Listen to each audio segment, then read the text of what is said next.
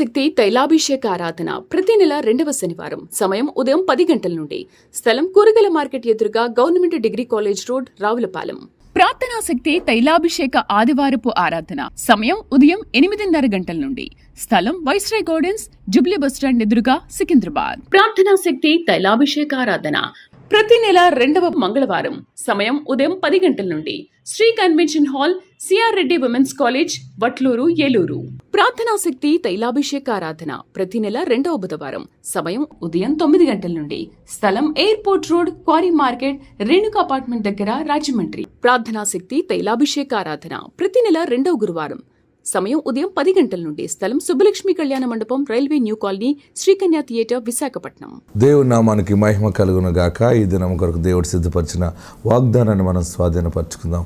పరిశుద్ధ గ్రంథంలో నుండి రాజుల 2వ గ్రంథము 18వ అధ్యాయము 7వ వచనం ద్వారా ప్రభు మరొకసారి మిమ్మల్ని దర్శిస్తూ ఉన్నారు. రాజుల 2వ గ్రంథము 18వ అధ్యాయము 7వ వచనం. కావున యెహోవా అతనికి తోడుగా ఉండెను, తాను వెళ్ళిన చోటనెల్లా అతడు జయము పొందెను. దేవునికి మహిమ కలుగును గాక. యెహోవా అతనికి తోడుగా ఉండెను, తాను వెళ్ళిన చోటనెల్లా అతడు జయము పొందెను. ఈరోజు దేవుడు మీకు ఈ మాట ఇస్తూ ఉన్నాడు. నువ్వు కొన్ని పనులు అనుకుని ముందుకెళ్ళాలా వద్దా అని అనుకుంటున్నావు కదా, దేవుని సహాయం నీకుంది. మీరు ఏ పని అనుకుని వెళ్తున్నారో, ఏది ఆలోచన చేసి అడగాల మానేలా, మనం వారితో సహవాసం చేయొచ్చా చేయకూడదా, సంబంధం అందుకోకూడదా, లేకపోతే ఈ పని చేయాలా, ఇవ్వాలా, పుచ్చుకోవాలా, కొన్ని రకాల ఆలోచనలు మీరు చేసుకుంటూ మీరు ఒక మధ్యలో నోటర్ అయిపోయి ఉన్నారు కదా. దేవుడు మీకు తోడున్నాడు. మీరు ముందుకెళ్ళండి, జయమే అవుతుంది. నేను ఈ పని చేస్తే నష్టపోతానేమో, అది నష్టపోతాను, లేదు. ఎంత గొప్ప మాట అంటే, యెహోవా అతనికి తోడుగా ఉండెను, తాను వెళ్ళిన చోటనెల్లా అతడు జయము పొందెను. మీరు కొన్ని ప్రదేశాలకు వెళ్ళాలనుకుంటున్నారు, కొంతమందిని కలవాలనుకుంటున్నారు కదా, దేవుడు మీకు జయం ఇస్తాడు. మీరేమీ భయపడకండి. దేవుడు నిన్ను ఓటమి పాలు చేయడు. దేవుడు నిన్ను సిగ్గుపరచడు. పని ప్రారంభించు, అడుగులు ముందుకై. ఆత్మ దీవెన మీకు తోడై ఉండును గాక. ఆమేన్. వాక్యంలోకి వెళ్దాం. ఒక మాట, యెషయా గ్రంథం 52వ అధ్యాయము. జీవముల దేవుని వాక్యంలో పరిశుద్ధాత్మ దేవుడు బయలుపరుస్తున్న మాట. యెషయా గ్రంథము 52వ అధ్యాయము 12వ వచనం చదివి సహాయం చేయండి. మీరు త్వరపడి బయలుదేరరు, పారిపోవు రీతిగా వెళ్ళరు. యెహోవా మీ ముందర నడుచును. ఇశ్రాయేలు దేవుడు మీ సైన్యపు వెనుకటి భాగమును కావలి కాయును. నాతో ఈ మాట చెప్పండి. మీరు త్వరపడి బయలుదేరరు, పారిపోవు రీతిగా వెళ్ళరు. యెహోవా మీ ముందర నడుచును. ఇశ్రాయేలు దేవుడు మీ సైన్యపు వెనుకటి భాగమును కావలి కాయును. దేవుడు ఈ మాట నాకు ఇచ్చాడని నమ్మగితే మీరు గట్టిగా చప్పట్లు కొట్టి ప్రభుని స్తుతించారు. మీరు త్వరపడి బయలుదేరరు, పారిపోవు రీతిగా వెళ్ళరు. కుటుంబం అంతా పరిస్థితి అంతా అయిపోయింది, ఇక చరిత్ర అయిపోయింది, ఇల్లు వదిలేయాలి, ఊరు వదిలిపెట్టి వెళ్ళిపోవాలేమో, మన పని అయిపోయింది అని అనుకుంటున్నావేమో, అందరూ కూడా అంటున్నారేమో నిన్ను. ఇంకా బయటికి చెప్పుకోవడానికి లేదు, జీవితం అంతా అయిపోయింది, ఎటన్నా పారిపోదామా, వెళ్ళిపోదామా, ఈ మనుషుల మధ్య నేను ఇలాంటి రోగం వచ్చిందని చెప్పలేను.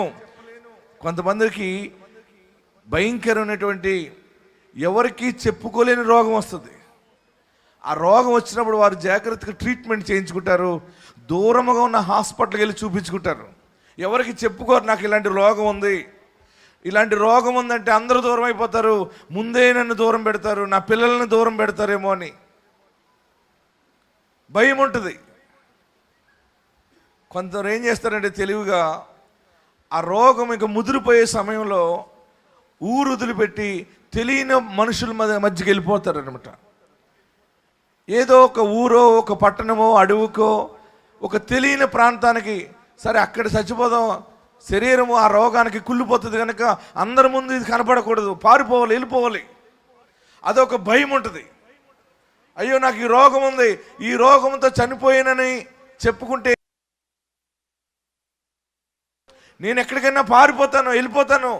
ఈ చచ్చిపోయేదేదో, ఈ కుళ్ళిపోయేదేదో, ఏదో తెలియని ప్రాంతంలో ఏమన్నా అయిపోతే ఈ పేరు నా కుటుంబానికి రాదు అని భయపడుతున్నావేమో. దేవుడి దినము నీతో మాట్లాడుతున్నాడు. ఏ రోగము నిన్ను వెంబడించినా నువ్వు పారిపోవు రీతిగా వెళ్ళవు. నమ్మిన వాళ్ళందరూ గట్టిగా చప్పట్లు కొట్టి ప్రభువుని స్తుతించండి. ఫైనాన్షియల్గా వ్యాపారాలు ప్రారంభించి దివాలా తీసేసేవేమో, ఫైనాన్షియల్గా బహుగా డౌన్ అయిపోయేవేమో, ఉన్న ఇల్లు కూడా అమ్మేసుకునే పరిస్థితి, అమ్మేసుకున్నావేమో, స్థలము కూడా లేకుండా పోయిందేమో. ఇంకా చివరికి అందరూ కూడా నువ్వు దరిద్రుడు అయిపోయావు అనేదానికంటే, అనిపించుకునే దానికంటే మనం ముందుగానే దీపం ఉండగా ఇల్లు చక్క పెట్టుకోవడం మంచిదని మనం నలుగురితో ఈ గౌరవంగా ఉండగానే ఊరుదులు పెట్టి వెళ్ళిపోదాం, ఈ మనుషులకు దూరంగా వెళ్ళిపోదాం అని ప్రతిరోజు రాత్రి పడుకోకుండా ఏడుస్తూ ఉన్నావేమో. దేవుడు నీ కష్టాన్ని చూశాడు. దేవుడు నీ మనసును గుర్తిరిగి మాట్లాడుతున్నాడు. నీవు 12వ వచనం, మీరు త్వరపడి బయలుదేరరు, ఆమేనండి, పారిపోవు రీతిగా వెళ్ళరు. ఎల్లిస్తాడా, కదలిస్తాడా? గట్టిగా చెప్పండి. నమ్మిన దేవుడు పరిశుద్ధుడై ఉన్నాడు, మీ ముందర నడుచు. ఆయన ఎంత గొప్ప దేవుడు అంటే, పెద్ద దేవుడు ఆయన. మీరందరూ చెప్పండి, నా దేవుడు పెద్ద దేవుడు అని చెప్పండి. నా యేసయ్య గొప్ప దేవుడు, నా యేసయ్య బలమైన దేవుడు అని చెప్పండి. నా సమస్య బహు చిన్నది. నీ రోగము, నీ సమస్య ఎంతున్నా కానీ దాన్ని నువ్వు ఎంత చూపించాలి? ఎంత? నీ చూపుడు వేల్లో ఫస్ట్ ఉన్నటువంటి ఆ ఇంచులో హాఫ్ చూపిస్తారా, హాఫ్ కంటే తక్కువ చూపిస్తారా, మీ ఇష్టం అది. నా సమస్య బహు చిన్నదని చేయి పైకెత్తండి. నా సమస్య బహు చిన్నది. ఓ సాతానా, నా సమస్య చిన్నది, నా దేవుడు పెద్ద దేవుడు, నా యేసు బలమైన వాడు. ప్రియులరా, ఈ దినము మనందరి మీద ఆత్మ కుమ్మరించబడుతూ ఉంది. అందుకనే దేవుడు తన దాసుని ద్వారా ఈ మాట బయలుపరుస్తూ ఉన్నాడు. మీరు మీ ఫ్యామిలీకి దూరం కారు, మీరు మీ స్వజనులకి దూరం కారు, పారిపోవాలి, వెళ్ళిపోవాలి, ఇంకెవ్వరికి దగ్గరగా ఉండకూడదు. మనము ఐపీ పెట్టేయాలని అనుకుంటున్నావు కదా, నిన్ను ఐపీ పెట్టనిస్తాడా? అనేక మంది ఎదుట సాక్షిగా నిన్ను నిలబెడతాడు. నీ రోగము నీలో నుండి బయటకు పోతుంది. నేను మీకు చెబుతున్నాను, రాసుకోండి. రోగము, దరిద్రం మీకు రాదంతే. నమ్మిన వారందరూ గట్టిగా చప్పట్లు కొట్టి కేకలు వేయండి. నేను మీ మధ్య ఉంటే నన్ను అడగొచ్చు మీరు.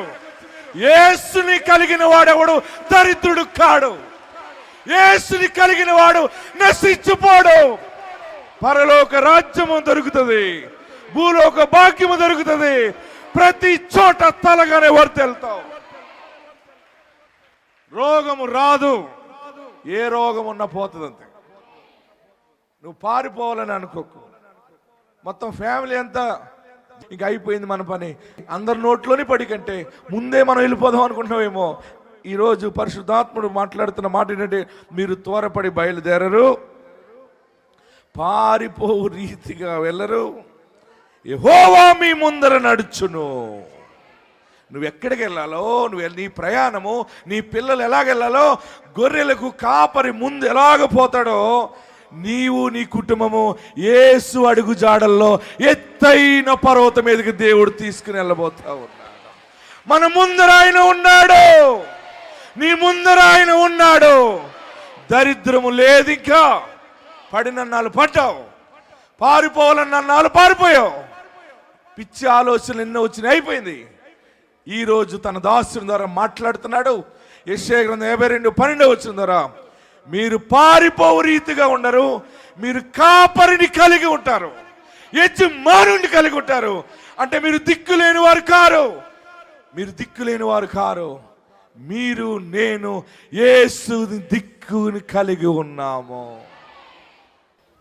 అప్పులకు భయపడకండి, రోగాలకు భయపడకండి, యేసుని జ్ఞాపకం చేసుకోండి.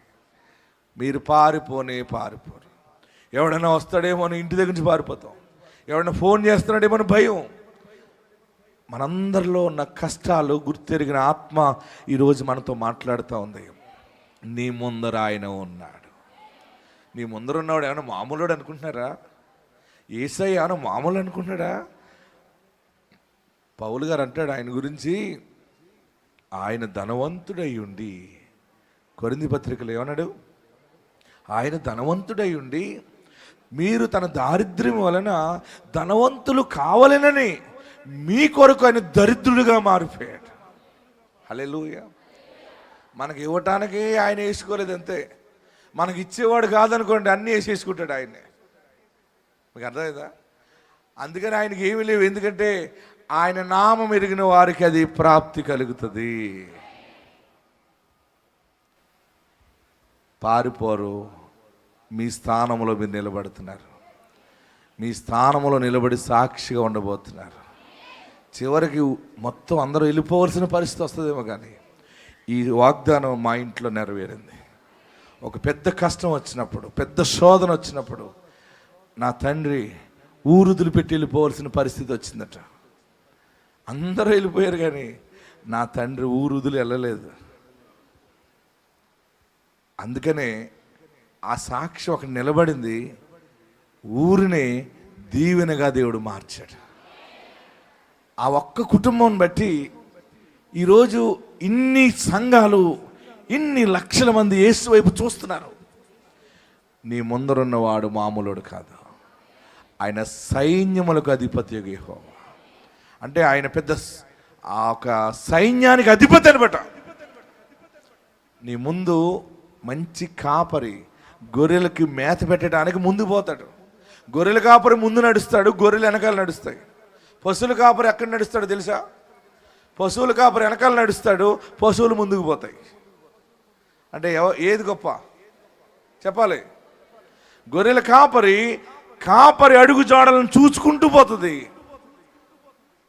గేదెల కాపరి దాని వెనకాల నడుస్తాడు, గేదె వెనకాల.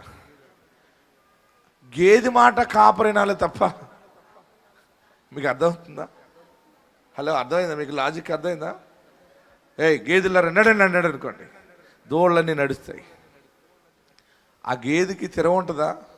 ఇలా చూస్తే ఇలా వెళ్ళిపోతుంది అంతే. లారీ వస్తేనే వెళ్ళిపోతుంది. మళ్ళీ ఇటు ఏం చేస్తాడు? ఈ గేదెలన్నీ వదిలి దీని వైపు తెల్లే అంటాడు. ఇది ఇలా వచ్చాడు, మళ్ళీ ఇది ఇలా పోతుంది. గేదెలు కాపరి వెనకాల ఉండి ఆడికి తెరవ ఉండదు. అడిగి అవన్నీ లైన్ అవటానికి చాలా కష్టం అవుతుంది.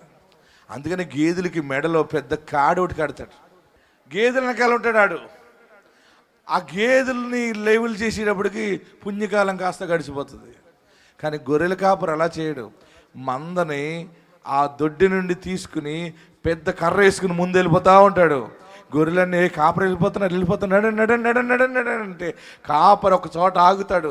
ఆగి ఎత్తైన పచ్చని వృక్షాన్ని చిగుర్లు కట్ చేసి తినండమ్మా అని పెడతాడు ఆయన. ఆమేన్, హల్లెలూయా. ఆ మంచి కాపరి యేసు నీకున్నాడు. ఆయన నీ ముందర నడుచును. బయలుదేరు రీతిగా, పారిపో రీతిగా మీరు ఉండరు. త్వరపడి మీరు నాశనం అవ్వరు. నేనున్నాను, గుర్తుపెట్టుకోండి. ఏ కుటుంబం నాశనం కాదు. నేను ప్రార్థిస్తున్నాను. ఈ వాగ్దానం సత్యము, దేవుడు నిజము. మీరు సవాలుగా తీసుకోండి. నువ్వు పారిపోవడానికి కాదు, రోగముతో కానీ, నష్టముతో కానీ, అన్యాయముగా కానీ అందరూ వెలివేసినట్టున్న నా జీవితాన్ని వెలివేసేసారు, ఇంక నీ మనుషుల వైపు చూడనని అనుకుంటున్నావేమో. వారందరూ నీ వైపు చూసేలాగా నిన్ను దీపస్తంభముగా ఆయన పెట్టబోతా ఉన్నాడు. ఆయన నీ ముందర నడుచును. తర్వాత ఏమన్నాడు? తర్వాత ఇశ్రాయేలీ దేవుడు మీ సైన్యపు వెనుకటి భాగమును కావలి కాయను. ముందర ఆయన నడుస్తున్నాడు, వెనకాల నీ సైన్యం, నీ పిల్లలు, నీ కోడలు, నీ మనవళ్ళు. హల్లెలూయా, హల్లెలూయా. తల్లికి వృద్ధాప్యంలో కష్టాలు ఉంటాయి. నా ప్రియ సహోదరులరా, ఈ దినము నీ పుట్ట వెనకాల సైన్యములకు అధిపతిగా యెహోవా ఉన్నాడు. అలాంటి గొడవలు నీ ఇంట్లో రావు. నువ్వు అందరికీ సమృద్ధిగా ఇస్తావు, అయినా నీ దగ్గర ఇంకా ఉంటుంది. నీ దగ్గర ఉన్నప్పుడే బాగా చూస్తారు. అన్నీ ఉన్నా అందరికీ మొత్తం జీరో చేసేసుకోకండి. చివరిలో కూడా మీరు కొంత పెట్టుకోండి. ఈరోజు నీతో మాట్లాడుతున్నాడు, నీ కష్టాలన్నీ తొలగిస్తున్నాడు యేసయ్య. నేను పారిపోయే రీతిలో పెట్టకుండా నీ ముందు ఆయన కాపరిగా ఉండి గైడ్ చేస్తాడు, లీడ్ చేస్తాడు, నడిపిస్తాడు. నీ పుట్ట వెనకాల, నీ సైన్యం వెనకాల, నీ వెనుకటి భాగమున చూడండి, నీ పిల్లల చుట్టూ ఆయన కావలి కాస్తాడు. హల్లెలూయా, హల్లెలూయా. చెరువులు పోయినాయి అని అనుకుంటున్నావేమో, చేపలు పోయినాయి, చేన్లు పోయినాయి, పంట పోయింది, పాడిపోయింది, అన్నీ పోయినాయి, మేము దరిద్రులం అని అనుకుంటున్నావేమో. దేవుడు ఈ దినము నిన్ను జ్ఞాపకం చేసుకున్నాడు. నీ ఇల్లు అమ్మవో, నీ పొలం అమ్మవో, ఏది అమ్మితే దరిద్రం వదులుతుంది అనుకున్నావో అక్కడ నిన్ను నిలబెడుతున్నాడు. ఆయన సాక్షిగా నిలబెడుతున్నాడు. నీ వెనుకటి భాగములో ఆయన కావలి ఉన్నాడు. ఆమేన్, హల్లెలూయా. చూడండి, మొన్న ఒక ఆమె వచ్చింది, 20 లక్షలు అప్పు అయిపోయిందని. ఎన్ని లక్షలండి? 20 లక్షలు అప్పు అయిపోయిందని వచ్చింది. 20 లక్షలు అప్పు అయిపోతే ప్రార్థనా తైలం పట్టుకెళ్ళి చెరువులో వేస్తే చివరిలో ఆ చెరువులో దేవుడు చేసిన అద్భుతం చూడండి. ఒకసారి ఈ సాక్ష్యం విందాం. ఆ బాక్స్ రమ్మంటే, చిన్న బాక్స్ తెమ్మంటే రైలు పట్టినప్పుడు వాడు చిన్న బాక్స్ కానీ పెద్ద బాక్స్ వేసుకొచ్చాడట. అమ్మో, ఇంత పెద్ద బాక్స్ తెచ్చాడు, ఇందులో రొయ్యలు లేవు కదా, మనం అసలు ఏమీ లేవు ఇందులో అని అంటే ఆశ్చర్యకరంగా వారికి ఉన్నటువంటి అప్పు ఎంత ఉందో అన్ని రొయ్యలు అందులోనే పుట్టి పెరిగిపోయినాయి. ఇది ఎవరైనా నమ్ముతారు అసలు? చూడండి, ఆ సాక్షి వినండి ఒకసారి. నా పేరు ప్రిస్కిల్లా బేతపూడండి. మా ఆయనగారు చెరువులు చేస్తూ ఉంటారు. గత 5 సంవత్సరాలుగా మేము చెరువులు చేస్తున్నామండి. మరి 5 సంవత్సరాలుగా చెరువులు చేసినప్పుడు మిగిలింది ఏంటంటే మాకు 20 లక్షల దాకా అప్పులే మిగిలినాయండి. ఎప్పుడూ ఫలించలేదు. ఫలించిన ఒకసారి రేటు ఉంటే ఒకసారి సరుకు ఉండేది కాదు, ఒకసారి సరుకుంటే ఒకసారి రేటు ఉండేది కాదండి. అలాగే మేము మరి గడిచిన 2 సంవత్సరాలుగా ఇస్సాకయ్య గారు ప్రార్థనకు రావడం జరుగుతుంది. వచ్చిన కాడి నుంచి కూడా దేవుడు ఎంతో మేలు చేస్తున్నారండి మాకు చెరువుల విషయంలో. మరి ఈసారి మేము చెరువులు వేసుకున్నప్పుడు అయ్యగారి తైలం అంతకుముందు అయితే మేము మేతల్లో కలిపేవాళ్ళం కాదు, కానీ మరి ఈ పారు వేసుకున్నప్పుడైతే రోజు మేతల్లో 3 సార్లు మేత వేసినా 4 సార్లు మేత వేసినా ఆ తైలం వేస్తూనే ఉండేవాళ్ళం అండి. తైలం మానేవాళ్ళం కాదు. అలా తైలం వేయగా దేవుడు చేసిన అద్భుతం ఏంటంటే, మరి తాడేపల్లిగూడెంలో సాక్ష్యం చెప్పారు, ప్రవ్వా తీస్తూ ఉండగా రైలు వస్తూ ఉన్నాయని చెప్పారు. అలాగే మేము కూడా సాక్ష్యం చెప్పాలి నాయన, తీస్తూ ఉండగా రైలు వచ్చేలాగా ఆశీర్వదించిన ఆయన అని మేము దేవుని సన్నిధిలో ప్రార్థించుకున్నప్పుడు, అలాగే ఎప్పుడు చెరువు పట్టినా సరే రెండోసారి వేస్తే 3 కేజీలు 4 కేజీలు 10 కేజీలు అంతకు మించి దొరికేవి కాదంటండి. మరి ఇస్సాకయ్య గారు ప్రార్థనా తైలం వాడడాన్ని బట్టి మరలా చెరువులు వెనకాల మళ్ళీ వల వేసినప్పుడు 300 కేజీల దాకా దొరికినాయి అంట. వచ్చినప్పుడు చిన్న ట్యాంకు వచ్చేది, చిన్న బాక్స్ వచ్చేది రైలు పట్టుకెళ్ళడానికి. మరి ఆ రోజైతే పెద్ద బాక్స్ తెచ్చేశారు. మా ఆయన గారు అనుకున్నారంట ఇందులో సరుకు ఉంటుందో లేదో, పెద్ద బాక్స్ తెచ్చేశారు, సరుకు లేకపోతే మళ్ళీ ఇదిగా ఉంటుందేమో అనుకున్నారంట. కానీ ఆ బాక్స్ కూడా సరిపోలేదంటండి, అంత సరుకు. ఎప్పుడు మేము 5 సంవత్సరాలుగా చెరువులు చేస్తున్నాం కానీ ఇంత ఆశీర్వాదం అయితే మేము ఎప్పుడూ చూడలేదండి. కేవలం ఇస్సాకయ్య గారి ప్రార్థన మాకు ఎంతో ఆదరణ దయచేసిందండి. మేము అప్పుల్లో ఉన్నప్పుడు ఏంటి అప్పులానికి ఎంతో బాధపడ్డాం. మరి ఎంతో అప్పు తీర్చుకోవడానికి దేవుడు సహాయం చేశారండి. మరి ఎంత ఇచ్చిన దేవుని రుణం తీర్చలేం. అలాగే అయ్యగారి ప్రేమ ఆదరణ మమ్మల్ని ఎంతగానో ఆదరించి ధైర్యపరిచి ఎంతో కృంగిపోయాం అప్పుల్లో, కానీ దేవుడు మమ్మల్ని నిలబెట్టారు. దేవుడు చేసిన ఈ అద్భుతాన్ని బట్టి, దేవుడు చేసిన మేలును బట్టి దేవుని సన్నిధిలో కృతజ్ఞతతో సాక్ష్యం చెప్పుకుంటున్నాను. దేవుడి సాక్ష్యం అంగీకరించును గాక. ఆమేన్. హల్లెలూయా. ఈ ఇప్పుడు చెప్పిన ఆమె సాక్ష్యం ఎవరి సాక్ష్యం ఉన్నదంటే ఒంగోలు నుంచి వచ్చేటువంటి ఆ సాక్ష్యం మీకు పెడతాను చూడండి. ఆ చెరువుల్లో రైలు లేకపోయినా సరే వలేస్తుంటే వస్తూ ఉన్నాయంట. అది ఇదనమాట యేసు మహిమోన్నతుడు. ఆమేన్. ఆయన మహిమలు ఎలా ఉంటాయంటే లాస్ట్ మినిట్లో చేసేస్తాడండి. చూడండి, వలేస్తుంటే లాగుతుంటే వస్తూ ఉన్నాయి. ఆ వచ్చిన రైలన్నీ కూడా అందరూ అన్నారట, మీ చెరువులు పట్టేయండి, చుట్టుపక్కల ఉన్నాయని చచ్చిపోతున్నాయి రైలు, మీరు పట్టేయండి, రేట్ లేదు, పట్టేయండి అంటే మేము పట్టం, మేము ఇలాగే ఉంటాం అనేసి వారు పట్టకపోతే రోగము చుట్టట్లుగా వచ్చింది కానీ దానికి రాలేదు. ఆ రొయ్యలు అందరూ చెరువులు పని చేయలేనప్పుడు ఈ ట్యాంకులో రొయ్యలు ఎక్కువైపోయేసరికి రేటేమో అప్పుడే పెరిగిపోయింది. రేటు సడన్గా రావటం, లేనిపోని రొయ్యలన్నీ వీళ్ళ చెరువులో రావటం. దేవుడు మన పక్షంగా ఉంటే ఇలాంటి తారుమారు అద్భుతాలు చేస్తుంటాడు. హల్లెలూయా. యేసయ్య ఎక్కడున్నా ఏదో అద్భుతం చేస్తాడు. అది ఆశ్చర్యమైన కార్యం. మీకు ఎందుకు చెప్తున్నానంటే ఈ ప్రార్థన మనకి దీవెనగా దేవుడు అనుగ్రహించాడు. ఆమేన్. మీరు పారిపోవు రీతిగా ఉండరు. మీ ముందర ఏమన్నాడు అని చెప్తున్నాడు అక్కడ. మీ ముందర యెహోవా నడుచును, ఆయన నడుస్తాడు. వెనుకటి భాగములో ఆయన కావలిగా ఉంటుంది ఆయన మహిమ. నీ పిల్లలు హాని చేసుకోరు, నీకు తెగులు రాదు, కీడు రాదు. దేవుడు మన పక్షముగా ఉన్నాడు. ఆమేన్. ఇశ్రాయేలు దేవుడు నీ సైన్యము, మీ సైన్యము వెనుకటి భాగమును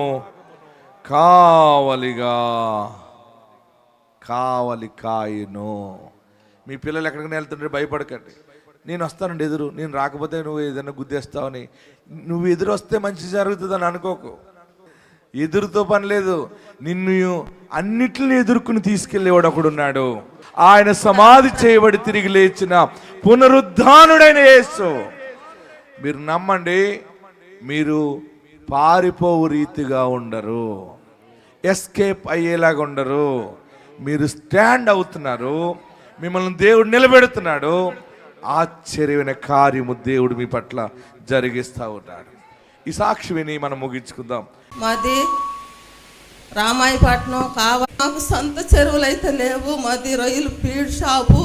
గారు కూడా ప్రార్థన చేసేవాడు, మీకు ఏ కావాలో కోరుకోండి మీకు అన్ని ఇస్తాడన్నప్పుడు నేను కోరుకున్నాను, ప్రభువా నాకు సొంత చెరువులు కావాలన్నప్పుడు దేవుడు విస్తారంగా చాలా చెరువులు ఇచ్చాడు.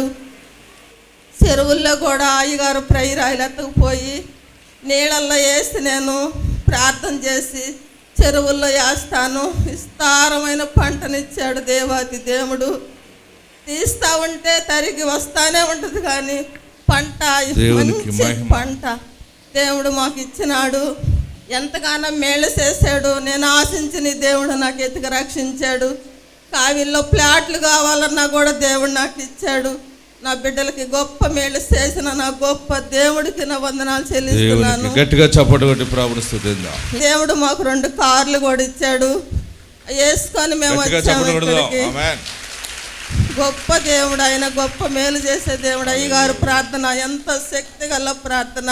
ఫీడ్ షాప్ ఉంది, రైతులు ఉన్నారు, మేము చెరువులు వేస్తాము. మేము రైతులకు ప్రేరాలు ఇచ్చి చెరువులు వేసి పట్టేటప్పుడు ముందు రోజు ప్రేరాలు వేస్తాము. పట్టే కొంది రొయ్యలు వస్తానే ఉంటాయి, రైతులకు కానీ మాకు కానీ పట్టే కొంది వస్తానే ఉంటాయి. తక్కువ మళ్ళీ రేట్లు తగ్గిపోయినప్పుడు అందరూ భయపడి అందరూ పట్టేశారు. మనకు దేవుడు ఉండడం, మనకాడ ప్రేరాయిలు ఉంది, మనం ప్రేరాలు వేసుకొని సాకుతాం, దేవుడే రేటు ఇస్తాడని ఆగాం. మంచి రేటు, మన పట్టమేలకి ఊరికాడ రొయ్యలు లేవు, మన కాడే రొయ్యలు ఉన్నాయి. మంచి రేటు దానికి తగ్గట్టు తీసే కొంది రొయ్యలు వస్తానే ఉన్నాయి.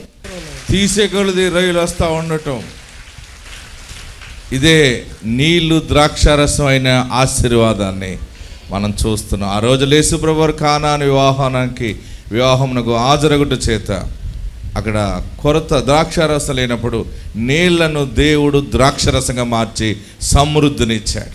మేము ఏ పని చేసినా ముందు ప్రార్థనలోనే ప్రేరాయలు సార్ కాడ తీసుకెళ్ళి వేసి మేము స్టార్ట్ చేస్తాము. మేము ఏ పని అనుకుంటే ఆ పని అవుద్ది. ఇది కావాలో ప్లాట్లు కావాలన్నా ప్లాట్లు వచ్చినాయి, సొంత చెరువులు లేవని ప్రార్థించుకొని ప్రార్థన సభ వేస్తే 5 ఎకరాల చెరువులు కొన్నాము. చెరువులు కూడా మంచి రేటు గల్లా భూమి, అక్కడ 2 కోట్ల దాకా వాల్యూ చేస్తాయి. చెరువులు తీసే కొంది రొయ్యలు వస్తూ ఉంటాయి. మేము ఇక్కడ మొక్కున్నాము, ఒంగోలు కాదు ఇక్కడికి వచ్చి సాక్ష్యం చెప్పాలనని. ఇది ప్రార్థన శక్తి మామూలుది కాదు. ఇది యేసు నామములో కృప విస్తరించును గాక. అందరూ లేచి నిలబడి తలలో వంచండి. అట్టి ఆశీర్వాదం కొరకు మనం అందరూ కూడా యేసు వైపు చూద్దాం. ఎక్కడుండేవారు అక్కడ లేచి నిలబడి 2 చేతులు ఆకాశం వైపు చాపండి. మీరు ఎవరైనా సరే, సరదాగా చూడటానికి వచ్చినా సరే, ఎవరైనా సరే అందరూ 2 చేతులు పైకెత్తి, యేసయ్యా నువ్వు నాకు కావాలి, ఇలాగ ఆశీర్వదించేవాడు కావాలి. పరలోక రాజ్యం ఇచ్చే దేవుడు నీవు, భూలోకములో అన్ని అవసరతలు తీర్చే దేవుడవు, ఏడిస్తే ఓదార్చేవాడివి, పిలిస్తే పలికే దేవుడవు.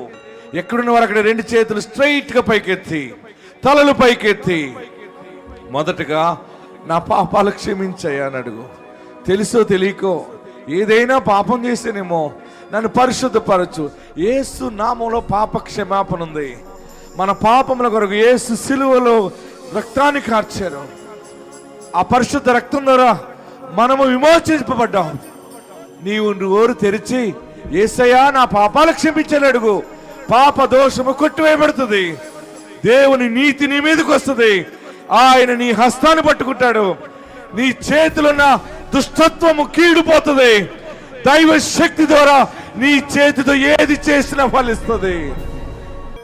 ప్రార్థన చేయండి. నా పాపాలు క్షమించు.